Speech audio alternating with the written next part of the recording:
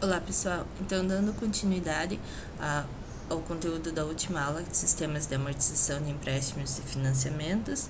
Então na última aula nós estávamos vendo o sistema francês de amortização.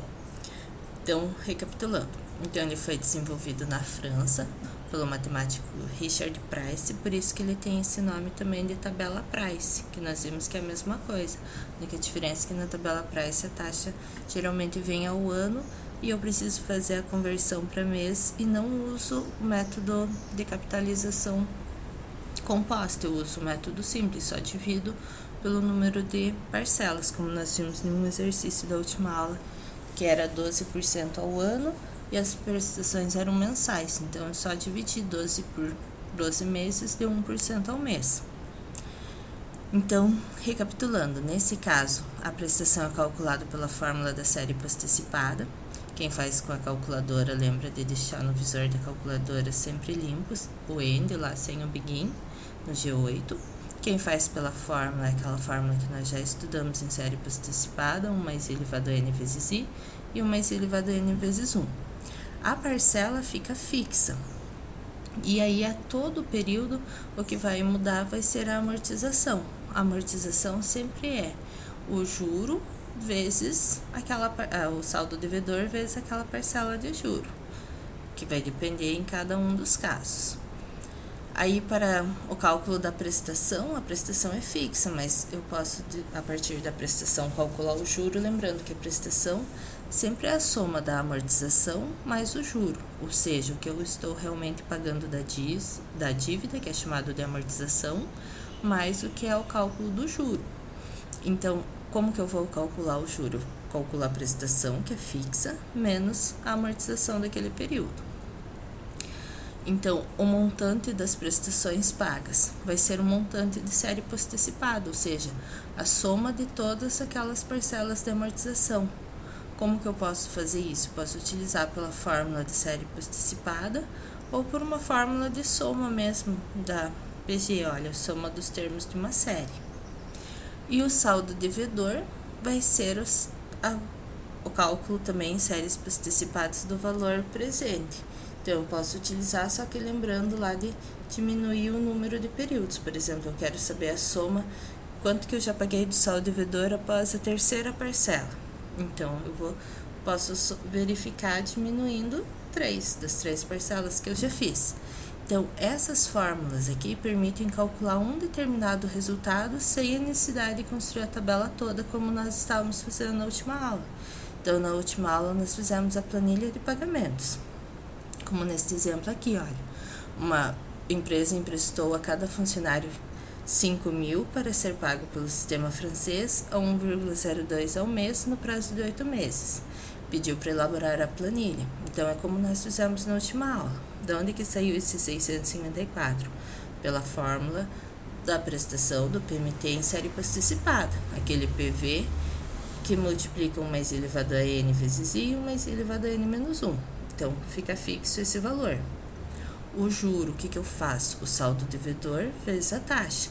Então, é 5.000 vezes 1,02. A parcela de amortização eu diminuo. Já que eu sei que a prestação é amortização mais o juro, eu posso fazer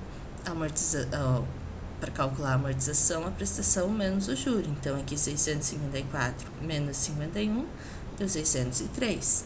E para ter o saldo devedor, eu pego 5.000 menos os 603. Agora, se ele pedisse para eu calcular uma determinada parcela de amortização, aí eu quero saber quanto que eu paguei da dívida no terceiro mês. Então, aqui é 615,39. Como que eu posso obter esse resultado sem fazer toda a tabela? Então, eu vou utilizar essa fórmula aqui que nós vimos da parcela de amortização. Eu pego a primeira amortização e multiplico por 1 mais i elevado. Se é a terceira, faço 3 menos 1, que é 2. Ou se ele pedisse, por exemplo, o juro aqui da quarta parcela, esse 32, como que eu posso obter? Eu pego a prestação, que é fixa, e diminuo da amortização da quarta linha. Então, aí daria um pouquinho de trabalho. Eu teria que usar essa fórmula que eu usei anteriormente ali, só que para o 4, e daí depois de ter esse resultado, ou seja, utilizando aqui 4 menos 1, 3, Depois de ter esse resultado, eu consigo calcular o juro, diminuindo da prestação. Ou eu posso precisar o saldo devedor após 5 pagamentos. Então, eu quero saber quanto que eu estou devendo aqui após 5 pagamentos, R$ 1.922,71. Como que eu obtenho esse resultado sem fazer toda a tabela? Então, eu vou utilizar essa fórmula, que observem que é a mesma fórmula do valor presente em séries posticipadas. Então, se eu quero lá no 5º pagamento, eu vou usar aqui, era um 8, que é o N, menos 5, que é o P, que é o período que eu desejo. Então, na aula de hoje, nós vamos usar essas fórmulas para verificar determinados valores da planilha sem a necessidade de fazer o cálculo todo. Então, observem aqui o exemplo.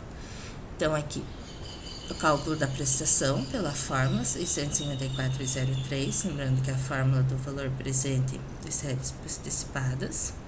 Esse valor é constante, então repete em toda a coluna.